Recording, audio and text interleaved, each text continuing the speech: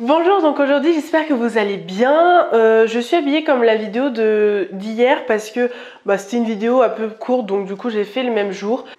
Aujourd'hui je vais revenir sur mon expérience en tant que jeune fille au pair. Là je suis vraiment à la fin, j'ai envoyé le dossier, maintenant je suis en attente. Il faut l'envoyer par mail et par papier, donc il faut tout scanner et tout, donc c'est hyper long. Et de toute façon je vais revenir dans les détails un peu plus loin dans la vidéo.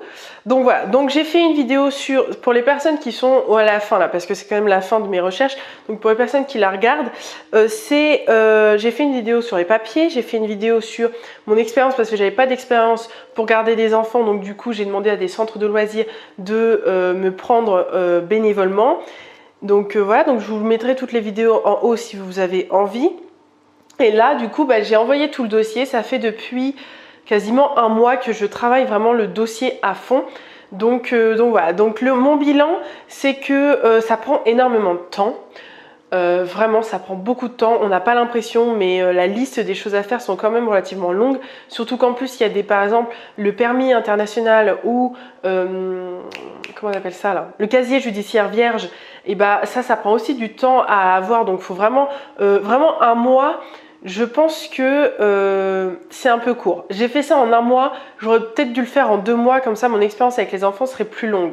Mais sinon, en termes de juste de papier, c'est-à-dire pour avoir les papiers ou pour les faire, parce qu'il faut tout traduire en anglais, un mois ça va largement. Si vous avez déjà une expérience avec les enfants, un mois, voire 3 semaines, ça va. Si vous savez bien écrire en anglais, si vous avez un bon niveau en anglais, et que vous avez déjà une expérience avec les enfants, dans 2 semaines c'est plié. Moi je dis en un mois parce que j'ai voulu l'envoyer fin septembre pour avoir un résultat début novembre pour pouvoir partir. Donc oui, ça a été vraiment très long, enfin ça a été un peu long pour les traduire et tout, mais c'est pas difficile.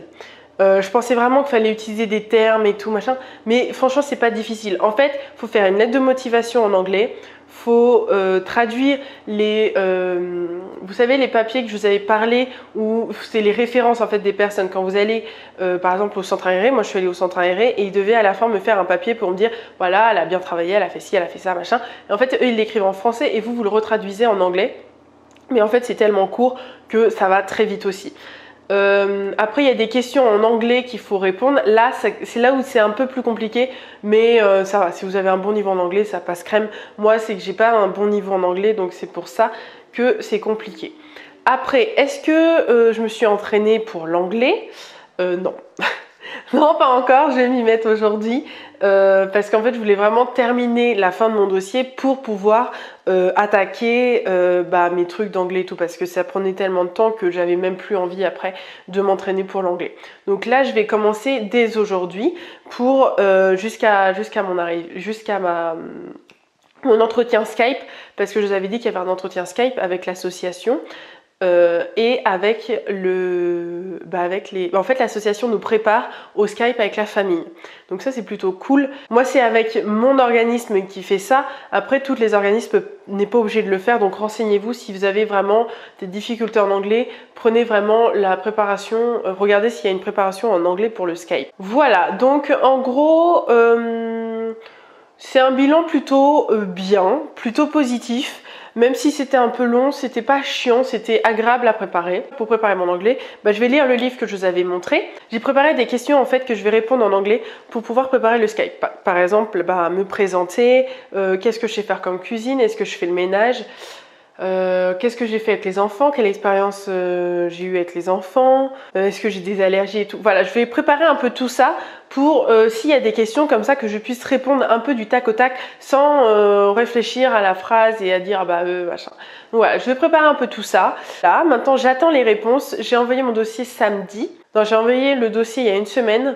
Et j'ai eu le service client est génial parce que j'ai eu un mail 2-3 jours après pour me dire voilà ton dossier est complet, on l'envoie direct à l'Australie, parce qu'en fait moi j'envoie à l'association en papier et par mail et eux ils le renvoient je crois à l'Australie. Alors je sais pas si c'est le papier ou le mail mais on s'en fout, mais ils le renvoient à l'Australie s'il est complet. S'il n'est pas complet ils te renvoient un message pour te dire voilà il est pas complet, il manque ça, faut que tu le renvoies. Mais s'il est complet ils l'envoient direct à l'Australie. Du coup maintenant il est en Australie et j'ai plus qu'à attendre les réponses. Donc voilà, donc on m'a dit que les retours des réponses prenaient 6 semaines et 1 semaine. Donc je vais voir. Là pour l'instant ça fait une semaine d'attente. Donc voilà, mais après c'est normal, j'ai juste de l'envoyer. Donc j'espère que ce petit bilan vous aura plu. C'était un peu fouillis, j'ai rien préparé, je vous ai tout balancé comme ça parce que c'est plus naturel de parler d'une expérience que je ne connais pas. Enfin, j'arrive pas à faire un plan de la vidéo pour faire quelque chose de structuré, donc quelque chose que je ne connais pas forcément. Donc voilà, donc j'espère que cette vidéo vous aura plu, que ça vous aura servi. Si vous n'avez pas vu mes autres vidéos sur Jeune Fille au Pair, je vous les mettrai en haut. Je vous conseille de les regarder parce que vraiment je décortique toutes mes étapes pour vraiment vous montrer mon expérience, parce que si ça se trouve je partirai pas, si ça se trouve j'ai pas le bon niveau, si ça se trouve machin, donc vraiment c'est vraiment au fur et à mesure, donc voilà. Donc j'espère que cette vidéo vous aura plu, et pour les personnes qui ont envie de plus de conseils de voyage, je vous conseille de regarder mes autres vidéos de voyage que j'ai faites. Là la dernière c'était comment faire un voyage, comment avoir un voyage entre guillemets parfait qui vous corresponde à vous. Donc si ça vous intéresse, je vous laisse avec cette vidéo là et à une prochaine vidéo. Ciao!